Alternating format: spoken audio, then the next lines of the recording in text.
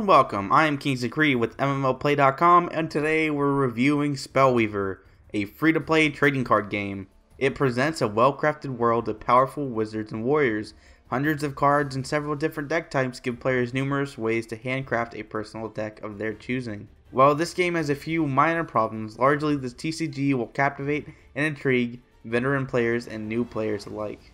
Upon entering this world, you're introduced to the pleasant sight of a board, a handful of cards, and the enemy. All of this on top of a themed battlefield. Not overly complicated so far, the general aesthetic of this playing field is quaint.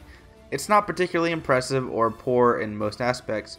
However, the card illustrations, like most TCGs, are the highlight and deserve an incredible amount of praise. Cleric protectors to vampires to alligator swordsmen, Spellweaver had me looking twice at every card due to how fantastical it all is. The level of creativity going to each and every card is on level with any major card game, and lends to an inferred world where these creatures actually exist. Each realm in the kingdom has their own signature hero with their own sets of cards and playstyles.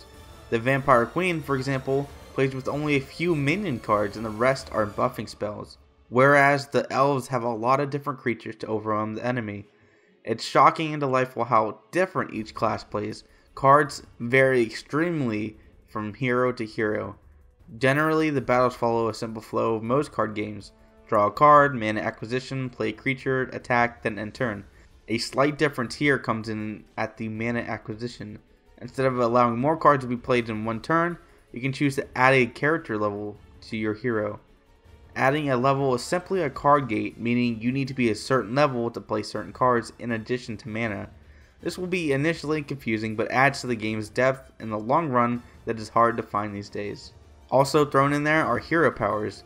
One you get by default and two more empty slots to be filled with certain cards. All of this in addition to, like I mentioned before, the extremely varied card effects. For newer players to this card game space, this is awfully confusing and the tutorial doesn't do a good job of explaining anything past playing cards. Even as a veteran player, I had trouble keeping up with the numerous different concepts and mechanics. For example, the Vampire Queen.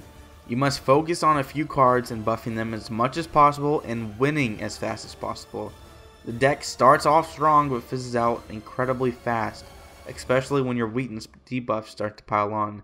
It was exciting to discover new ways to play, but sometimes it felt like the card selection shoehorned you into a predictable, counterable fashion.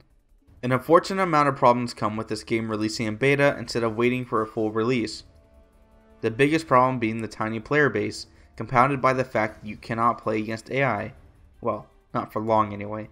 Every single PvE match I played crashed. In a PvP, I was matched up against the same player 3 times in one sitting. And that was after 3 minutes in a queue no less. A distinct lack of polish also hurts in certain spots.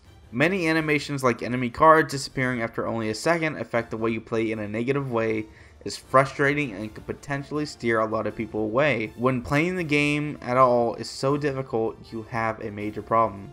Being free to play brings buying packs to obtain new cards. It's all very standard and you can pick up new card decks just by playing. One humorous thing is how hard they push the $125 options to the front page of the store, but otherwise it's sound business practices. While cards contained in packs aren't strictly better, they do help break your basic deck out of the predictable rut and should be collected as fast as possible. Spellweaver, like many trading card games, has beautiful and deep illustrations on level with Magic the Gathering and varied interesting gameplay.